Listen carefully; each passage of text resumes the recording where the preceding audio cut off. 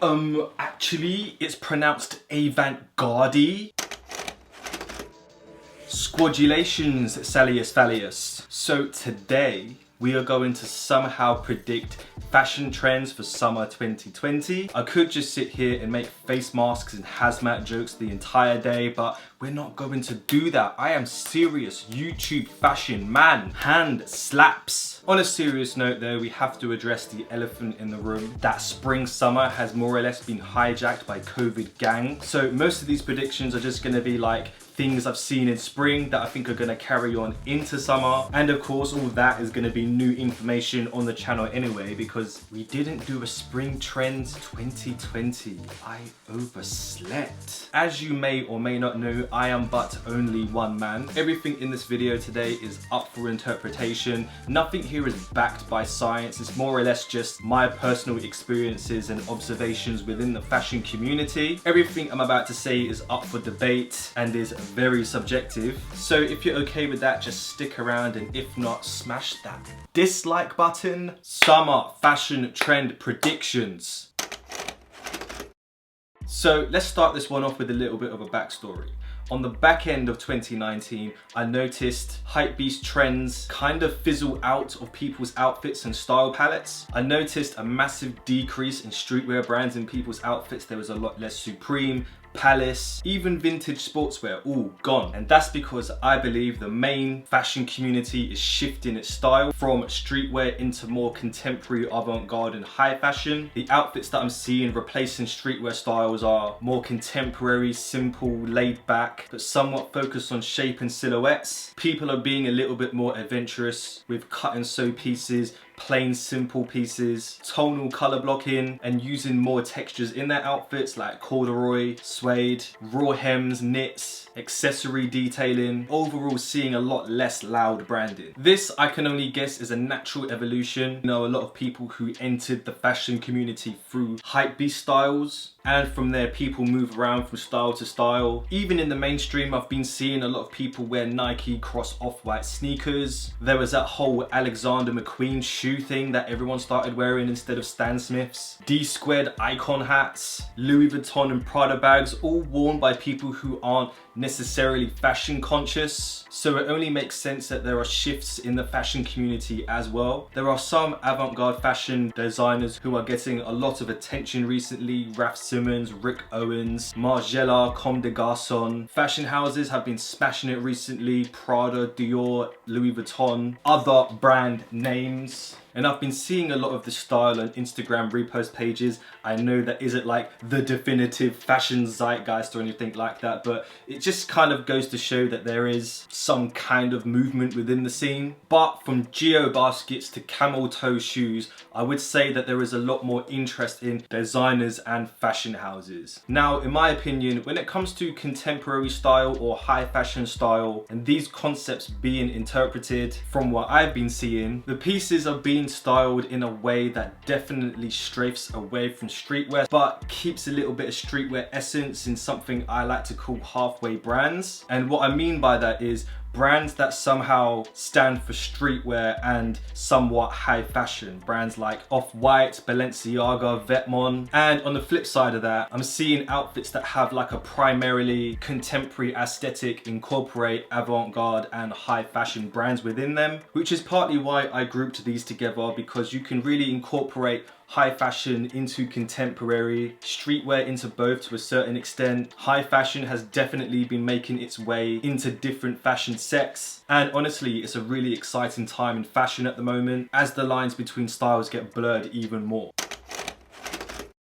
So I've decided to group together archive, vintage and Americana type fashion together, just because I've seen the Americana type beat emerge fairly recently. This is something that I think has been built on the whole like archive and vintage style. The Americana type look really is a more refined version of wearing vintage, in my personal opinion. There are so many different types of vintage style, but I would say that Americana represents the best of the best. The Americana style, I would say, is a really hot topic and trend right now, and it hasn't really got a lot of barriers to entry, in my personal opinion. Like, there are so many transferable pieces. Like, if you're into vintage, you can transfer that graphic t-shirt, that plaid shirt, those cargo trousers into the whole look. So that's where I would say the Americana type look is a very approachable aesthetic. The Americana type look I would describe as streetwear, vintage, a little bit of grunge, maybe some high fashion in there. It depends what kind of direction you want to take your particular style, but that's where I think this style excels above all, just because you can add so many different elements into this Americana style. You can hijack it and make it more high fashion. You can play it down and make it a little bit more contemporary smart. It's all about texture,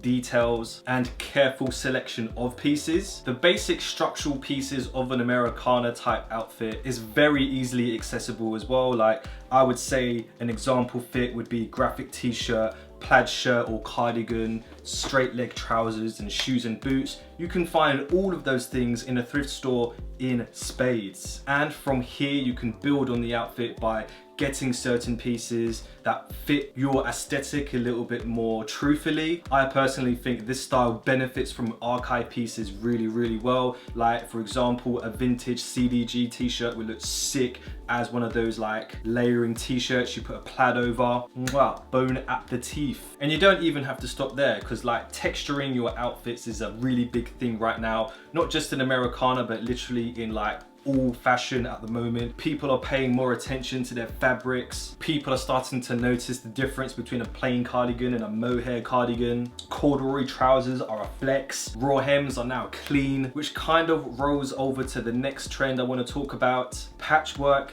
DIY, distressing, thrashed clothing. So patchwork and DIY is another variation of fashion that's been getting a lot of attention lately, and these pieces can easily integrate themselves into all sorts of styles and aesthetics. I define patchwork as a combination of fabrics put together like Frankenstein's monster to create like a t-shirt or a jacket or a pair of jeans. And when patchwork is done right, it can really make the piece look very unique, like one of one. When you're exploring the subject, say like on Instagram for example, you kind of fall down this rabbit hole, and then you start finding a lot of low-key designers who have their own like screen printing stuff, so they kind of make one of one pieces in very limited collections. This is the DIY bit, by the way. So I've seen a lot of people really go ham with this whole I'm gonna make my own clothing and make really unique pieces. Like, there are so many people that I've come across and just like accidentally discovered that have such a unique aesthetic to all of their pieces, just because it's like theirs. They've made it all themselves. It's all like home brewed stuff. It's like a microbrewery, but make it fashion. And of course we have to talk about distressing and thrashing your clothes. Like, this has been a DIY fashion hack since when the first ever pair of jeans got torn. Distressing and thrashing your clothes can go either way. Too little makes it look non-intentional, and too much makes it look like you've been ravaged by a savage dog. So distressing, easy to pick up, hard to master.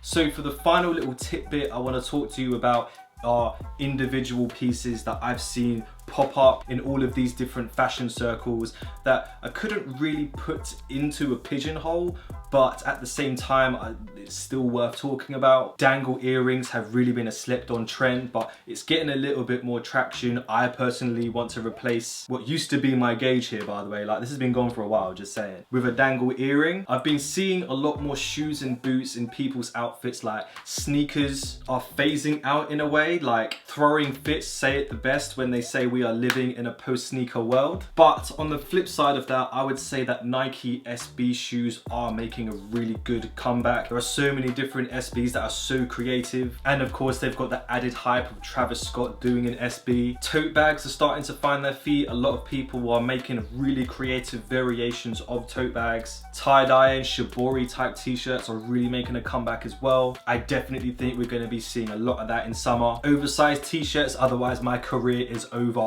Big framed square sunglasses like butterfly shades, or just massive 70s frame style glasses.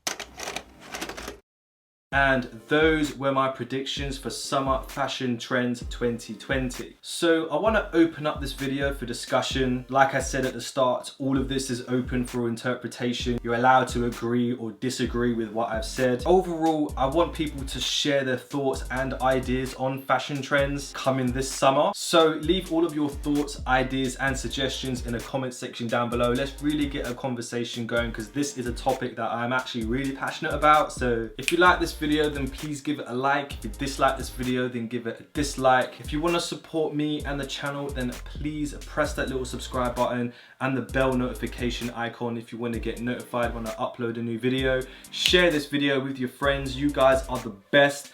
Thank you for watching my videos. Bye.